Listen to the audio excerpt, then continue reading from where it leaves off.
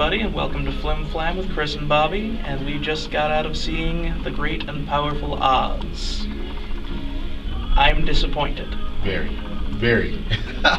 First things first, I loved the first half. There were a lot of good moments in this movie. You can't deny that there were a lot of good ideas, a lot of good moments, but it really fell apart. And I'll still have to say I liked it, but it's not. I have to say that I am kind of biased because everyone loves The Wizard of Oz, and actually Return to Oz is one of my favorite movies. Just this doesn't live up to it. It really doesn't. Not at all.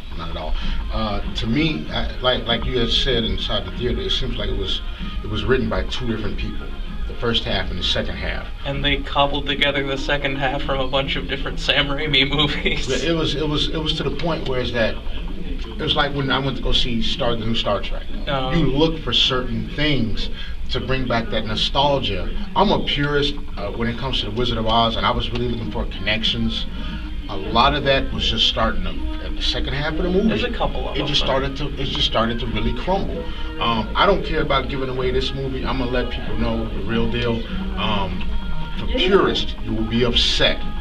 You will be upset, not from the start, but the second half. You will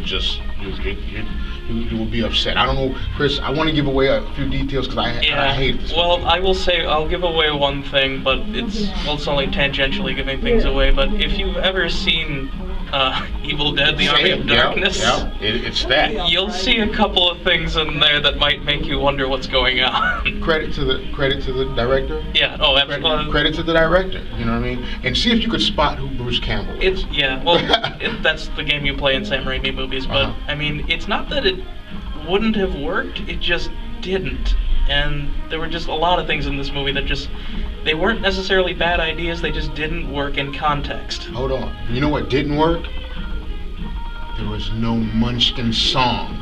They gave about 30 seconds of They gave us 30 seconds of a Munchkin song. Purist.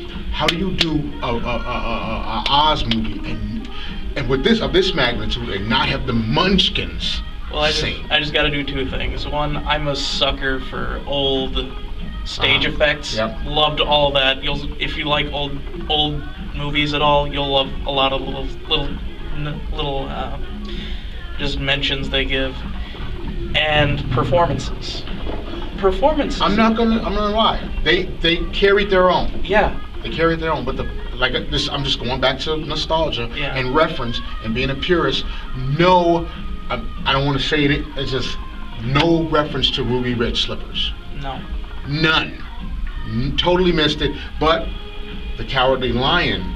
Yeah, you got a little few nods here and there. But that was early on in the movie. Yeah. Once again. So I mean, for me, I think it's a big letdown. I'm not going to say it's probably the worst movie. I wasn't expecting to like this movie. I've been waiting for a couple of years now to hear about the Wicked movie, and they've said it's coming.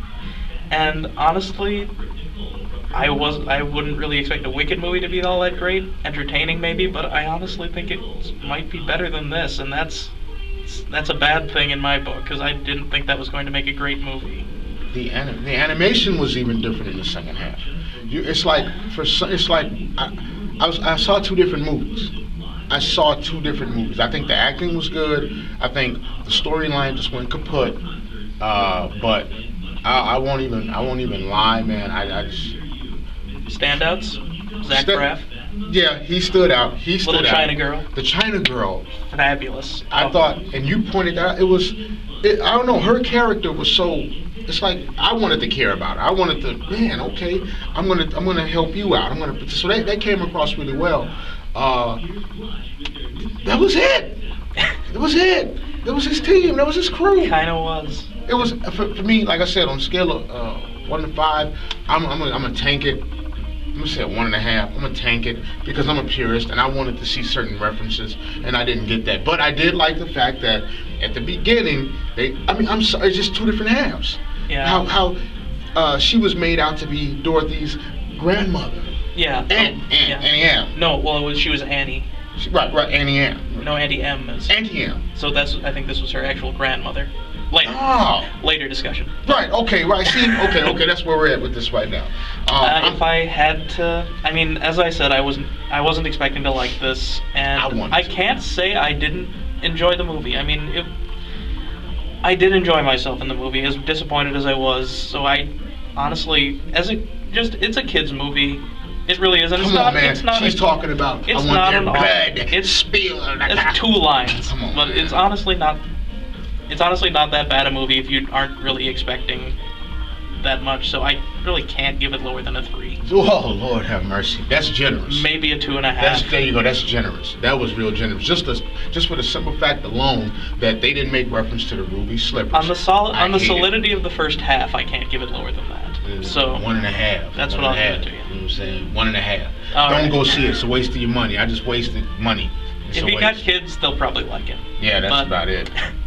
Well, I think we've said about enough for now, and now we'll go argue for another 2 hours about The Great and Powerful Oz was not great or powerful. It was somewhere over the rainbow. Alright. Well, this has been Flim Flam with Bobby and Chris.